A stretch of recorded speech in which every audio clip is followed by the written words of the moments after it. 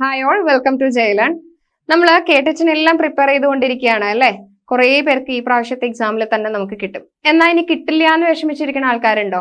അപ്പൊ എങ്ങനെയാണ് നമ്മൾ പഠിക്കുക? എന്താണ് നമുക്ക് ഇനി പഠിക്കാൻ ചെയ്യേണ്ടത്? കുറേ CRT ബുക്സും NCERT ബുക്സും ഒക്കെ നോക്കി K3 എനിക്ക് കിട്ടിയില്ലല്ലോ എന്ന് വിഷമിച്ചിരിക്കുകയാണെങ്കിൽ വേണ്ട കേട്ടോ. നമുക്ക് ആ വിഷമമൊക്കെ മാറ്റാം. നമുക്ക് PYQs പഠിച്ചു തുടങ്ങാം. ചെറിയ രീതിയിൽ എങ്ങനെയൊക്കെയാണ് ക്വസ്റ്റ്യൻ വരിക എന്നുള്ളത് നമുക്കൊന്ന് കണ്ട് ശ്രദ്ധിച്ച് പോയി കഴിഞ്ഞാൽ നമുക്ക് ഓരോ ടോപ്പിക് എടുക്കുമ്പോഴും അതിനെ ഏതൊക്കെ രീതിയിൽ ക്വസ്റ്റ്യൻ ആക്കി മാറ്റാം എന്നുള്ള തോട്ട് നമുക്ക് വരും. സോ നമുക്ക് 2-3 ചെറിയ ചെറിയ PYQs നോക്കാം. എന്നാൽ കുറച്ച് കോംപ്ലിക്കേറ്റഡ് ആണെന്ന് തോന്നുന്ന രീതിയിലുള്ള ക്വസ്റ്റ്യൻസ് ആണുള്ളത്. ആദ്യം എല്ലാം നമുക്ക് വളരെ സിമ്പിൾ ആയിട്ടുള്ള ടോപ്പിക്കിൽ നിന്ന് സ്റ്റാർട്ട് ചെയ്താലോ? നോക്കാം.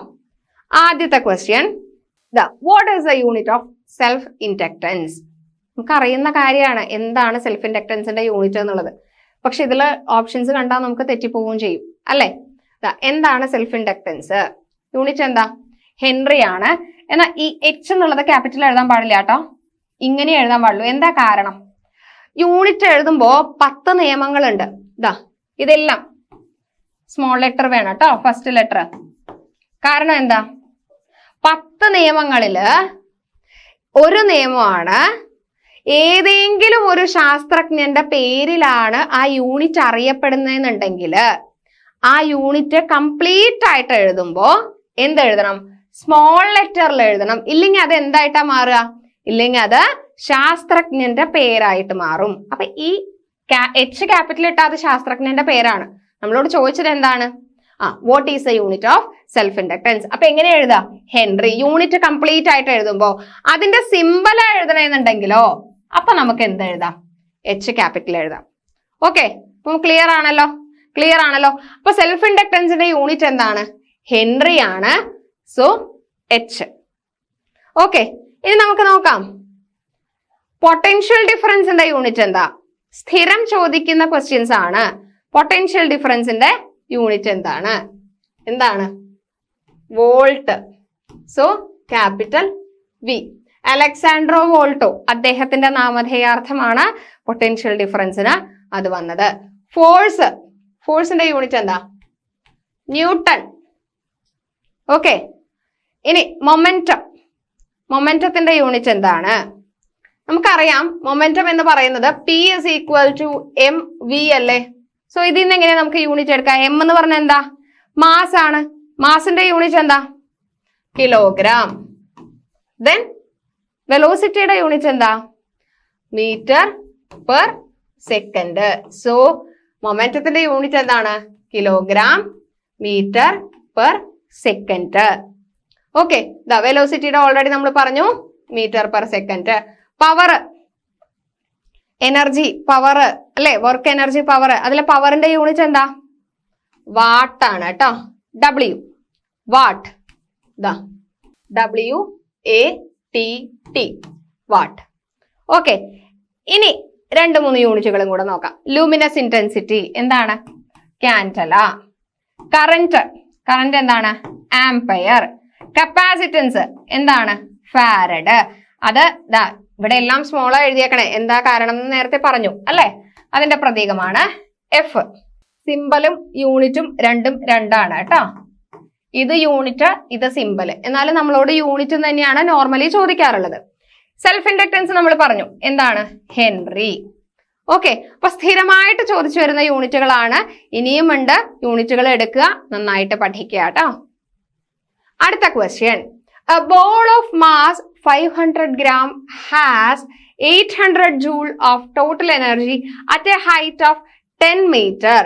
Assuming no energy loss, how much energy does it possess at height of 5 meter?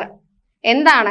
10 മീറ്ററിൽ ഇരിക്കുന്ന ഒരു ബോളിന്റെ, അതായത് ഹൈറ്റ് 10 മീറ്ററിലാണ്. ഓക്കെ, ഇവിടെ ഇരിക്കുന്ന ഒരു ബോളിന്റെ ടോട്ടൽ എനർജി എന്ന് പറയുന്നത് എന്തൊക്കെ കൂടിയതാ? Kinetic energy plus potential energy ആണ്. അപ്പൊ അതിന്റെ ടോട്ടൽ എനർജി എന്ന് പറയുന്നത് 800 ജൂൾ ആണ് അല്ലേ? 800 ജൂൾ. അങ്ങനെയാണെങ്കിൽ ഈ ബോള് 5 മീറ്ററിലാവുമ്പോ അവിടത്തെ ടോട്ടൽ എനർജി എത്രയാണെന്നാണ് ചോദിച്ചിരിക്കുന്നത്. നമുക്കറിയാലോ ഒരു കാര്യം, മുകളിലിരിക്കുന്ന ഒരു വസ്തുവിന് എന്താണ് ഒരു ചെടിച്ചട്ടി എന്ന് വിചാരിക്കുക കേട്ടോ. ഇതിന് സ്ഥിതികോർജം എന്ന് പറയുന്നത് പൊട്ടൻഷ്യൽ എനർജി ഹൈ ആയിരിക്കും, കൈനറ്റിക് എനർജി 0 ആയിരിക്കും. ടോട്ടൽ എനർജി എന്ന് പറയുന്നത് എന്താണ്? Potential energy plus kinetic energy ആണ് അല്ലേ? ഇനി ഹൈറ്റ് ഡിഫറൻസ് വന്നു, താഴേക്ക് വരുംതോറും പൊട്ടൻഷ്യൽ എനർജി കുറയും, കൈനറ്റിക് എനർജി കൂടും. എന്നാലും അതെന്താണ്? ടോട്ടൽ എനർജി സെയിം ആണ് അല്ലെ? പൊട്ടൻഷ്യൽ എനർജി കുറഞ്ഞു വരിക, കൈനറ്റിക് എനർജി കൂടി വരിക, അപ്പോഴും ടോട്ടൽ എനർജി എന്താണ്? സെയിം തന്നെയാണ്. ടോട്ടൽ എനർജി എന്ന് പറഞ്ഞാൽ എപ്പോഴും എന്താണ്? Potential energy plus kinetic energy. ഇനി അത് ഇവിടെ എത്തി, താഴെ എത്തി, പൊട്ടൻഷ്യൽ എനർജി കുറഞ്ഞു വന്ന് 0 ആയി, കൈനറ്റിക് എനർജി ഹൈ ആയി. എന്നാലും അതെന്ത് തന്നെയാണ്? ടോട്ടൽ എനർജി ആദ്യത്തെ എനർജി തന്നെയാണ് അല്ലെ? അങ്ങനെയാണെങ്കിൽ ഇവിടെ നോക്കൂ, 5 മീറ്ററിലാവുമ്പോഴും ടോട്ടൽ എനർജി എന്ന് പറയുന്നത് എന്താണ്? സെയിം ആണ് അല്ലെ? അപ്പോ ആദ്യത്തെ എനർജി 800 ജൂൾ ആണ്. Potential energy plus kinetic energy ആണ് ടോട്ടൽ എനർജി. അതിനി 5 മീറ്ററിലായാലും എത്ര തന്നെയാ വരിക? അത് 800 ജൂൾ ആണ്. കാരണം എന്താ? താഴേക്ക് വരുംതോറും കൈനറ്റിക് എനർജി കൂടും, അതിനനുസരിച്ച് പൊട്ടൻഷ്യൽ എനർജി കുറയും. പക്ഷെ അവിടെ ടോട്ടൽ എനർജി എത്രയാണ്? 800 ആണ്. ഓക്കെ, ക്ലിയർ ആണല്ലോ? ക്ലിയർ ആണല്ലോ? Next question. An object of mass 8.5 kg is kept on a level surface. On applying a force of 60 Newton, the object moves 12 meters in the direction of the force. Calculate the quantity of work done. ഒരു ഓബ്ജക്റ്റിന് 8.5 kg wait ഉണ്ട്, mass ഉണ്ട്.